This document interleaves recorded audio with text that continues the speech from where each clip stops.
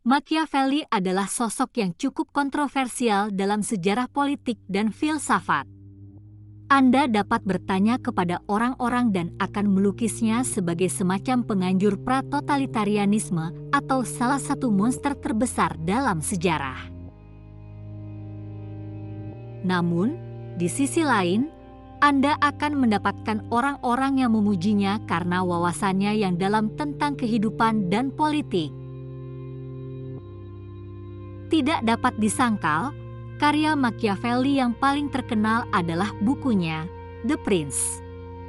Ini mungkin salah satu buku yang paling dikenal dan mungkin paling banyak dibaca dalam sejarah. Namun terlepas dari ini banyak orang memiliki kesalahpahaman yang cukup parah tentangnya. Sebagian besar, ini berasal dari orang-orang yang tidak membaca buku dalam konteks sejarah yang tepat. Ketika Machiavelli menulis The Prince, dia memiliki satu tujuan utama di benaknya dan itu adalah penyatuan Italia. Dia mendedikasikan buku itu untuk Lorenzo de Medici. Meskipun benar bahwa salah satu tema sentral buku ini adalah kekuasaan dan bagaimana mencapainya, Machiavelli menulisnya secara khusus untuk mereka yang sudah berada dalam posisi kekuasaan. Bahwa memang, Machiavelli menulis dengan tujuan khusus untuk menyatukan Italia dan dia memiliki kedekatan dengan orang-orang tertentu, yaitu mereka yang memegang kekuasaan, yang menjadi tujuan penulisan bukunya. Semua orang tahu bahwa subjek utama The Prince adalah subjek kekuasaan dan politik. Dan memang disinilah letak analisis terbaik dan paling relevan Machiavelli. Banyak orang akan membaca buku-bukunya dan menganggap Machiavelli sebagai semacam monster jahat yang menganjurkan kediktatoran yang kasar, hampir seperti penjahat kartun. Namun, jika Anda benar-benar memperhatikan apa yang dia katakan, Anda sebenarnya melihat bahwa dia membuat pengamatan yang sangat mendasar tentang fungsi politik dan negara.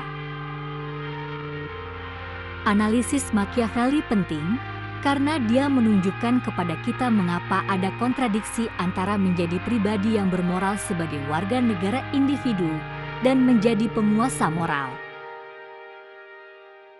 Dia memiliki moralitas ganda semacam ini, di mana apa yang bermoral bagi pangeran atau penguasa belum tentu bermoral bagi mereka yang dipimpin.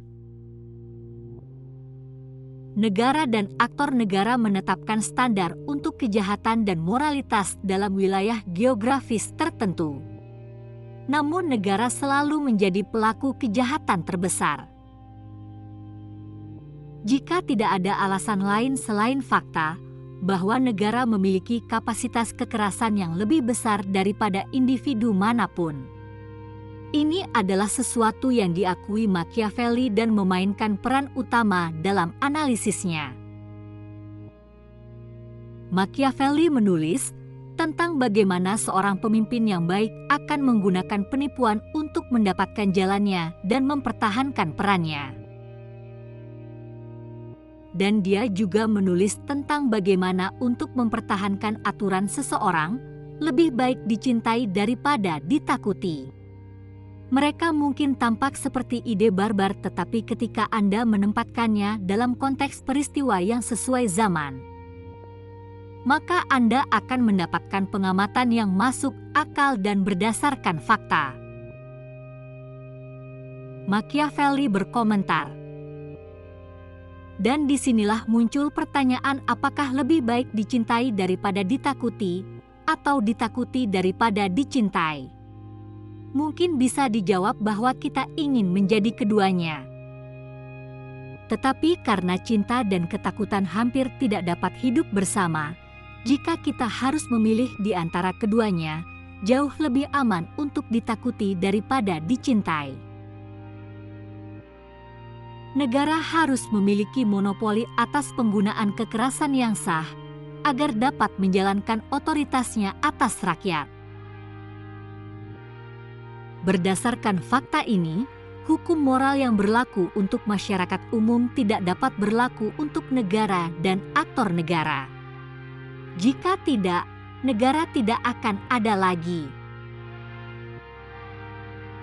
Kami mendengar banyak dari orang-orang politik berhaluan kiri bahwa politisi adalah pembohong, mereka korup, dan bahwa mereka adalah penjahat, dan ini tentu saja semua benar. Namun bagian kuncinya adalah bahwa ini bukanlah sesuatu yang dilakukan oleh negara di luar sikap moral mereka yang mengendalikannya. Para pemimpin dalam masyarakat borjuis atau kelas atas tidak melakukan kejahatan mengerikan terhadap kelas tertindas karena mereka ingin melakukan itu. Mereka melakukannya karena perlu untuk memastikan kediktatoran kelas atas dan kelas kaya. Dengan kata lain, karena itu perlu untuk menjaga keamanan negara borjuis.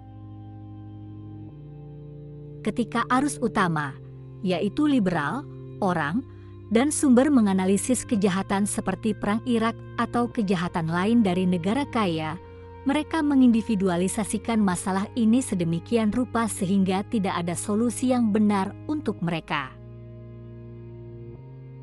Kejahatan-kejahatan kelas penguasa imperialis akan ditimpakan pada individu-individu yang berkuasa pada saat itu terjadi tanpa ditelusuri kembali ke hukum dan logika sistem yang memungkinkan tindakan tersebut.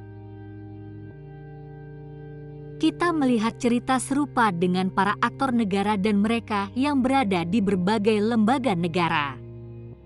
Politisi melakukan kejahatan paling mengerikan setiap hari, bukan karena kegagalan moral di pihak mereka, tetapi karena melakukan hal itu diperlukan untuk mengkonsolidasikan dan mempertahankan kekuasaan mereka. Inilah poin yang Machiavelli singgung di seluruh The Prince. Dia berbicara tentang bagaimana seorang penguasa harus kejam, menipu, dan lain-lain. Karena itulah yang diperlukan untuk mengkonsolidasikan kepemimpinan dan kekuasaan seseorang dalam konteks politik. The Prince ditulis pada tahun 1500-an namun masih memberikan analisis yang sangat relevan hingga saat ini. Saya pikir, untuk meringkas bagian ini, The Prince tidak boleh dilihat sebagai bagian yang diambil dalam arti sejarah yang ketat. Yang saya maksud dengan ini adalah bahwa meskipun teks memiliki konteks sejarah tertentu dan ditulis dengan tujuan tertentu yang berlaku pada saat itu tidak berarti bahwa itu tidak memberikan kita wawasan yang tidak dapat diterapkan saat ini. Ini adalah sesuatu yang dapat kita lihat di seluruh karya Machiavelli. Machiavelli adalah salah satu pemikir yang sangat berpengaruh. Saya tidak berpikir itu adalah hal yang buruk untuk keluar dari ruang ideologis Anda dan belajar dari para pemikir yang mungkin tidak Anda setujui. Pada kenyataannya, saya menganggapnya sebagai tanda kecerdasan. Singkatnya, Machiavelli adalah seseorang yang menurut saya ada banyak sekali hal untuk dipelajari dan seseorang yang harus kita semua baca.